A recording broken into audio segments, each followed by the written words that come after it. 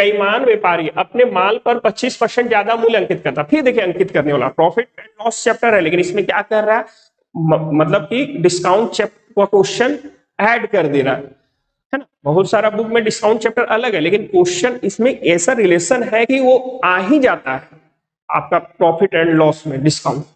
तो हम सबसे पहले क्या बोले, सीपी मानेंगे। सीपी कितना है, 100। ठीक है, एक बेईमान व्यापारी अपने माल पर 25% ज्यादा मूल्य अंकित करता है और 10% की छूट देता है। अब वह अब देखिए यह 1 किलो है ना, तो यह 100 से अच्छा क्या मान लेंगे, 1000। 1 किलो के बजाय 900 ग्राम देकर भी धोखाधड़ी करता है। अब 25% क्या कर दिया, ज्यादा मूल्य कर दिया, तो एमपी क्या हो जाएगा, 1000 गुना 25 ज्यादा यानी कि 125/100। ये 2 जीरो कट जाएगा, 1250। कितना हो जाएगा, 1250। अब क्या बोलता है, अब ये क्या हो गया, एमपी 1250 हो गया। अब क्या बोलता है, और 10% का छूट देता है। अब फिर देखिए ये क्या निकला है, एमपी निकला है। क्या निकला है, एमपी। और छूट कितना परसेंट का देता है, 10%। देखिए एक चीज याद रखना है, यहाँ एमपी दिया हुआ है 1250, यहाँ सीपी दिया हुआ है 1000। तो अगर डिस्काउंट बोल रहा है तो डिस्काउंट हमेशा किस पर होता है, एमपी पर। ये भी ध्यान देना, कभी कभी फंस जाते हैं, अरे डिस्काउंट बोला है एमपी से करें कि सीपी से करें, तो हम पहले ही समझा दिए डिस्काउंट हमेशा किस पर होता है, एमपी पर होता है। डिस्काउंट हमेशा किस पर होता है, एमपी पर होता है। और हम जानते हैं कि अब एमपी से एसपी जाते हैं तो क्या करते हैं, इंटू करेंगे तो 100 कहां आएगा, नीचे।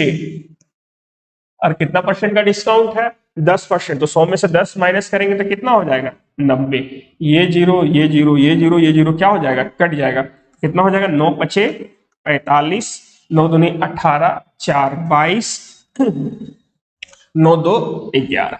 यानी कि खरीदा था 1000 में, बेचा कितना में, 1125 में। फिर कुछ बोला है क्या, वह 1 किलो। अब देखिए यहां पर भी घपला कर दिया।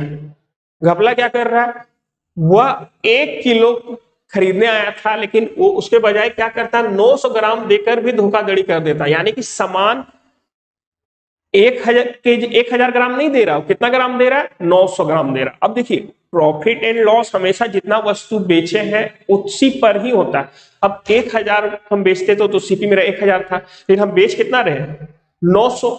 कितना बेच रहे हैं, 900। तो मेरा सीपी भी क्या हो जाएगा, 900। इसको समझना है तो सिंपल सा देखिए क्या, हालांकि इसका जरूरत नहीं पड़ेगा, डायरेक्ट 900 ही मान लेंगे, लेकिन समझा, 1 ग्राम को 1 रुपया मान लीजिए। 1 ग्राम को कितना मान लेते हैं, 1 रुपया। तो 1000 ग्राम का कितना हो जाएगा, 1000 रुपया।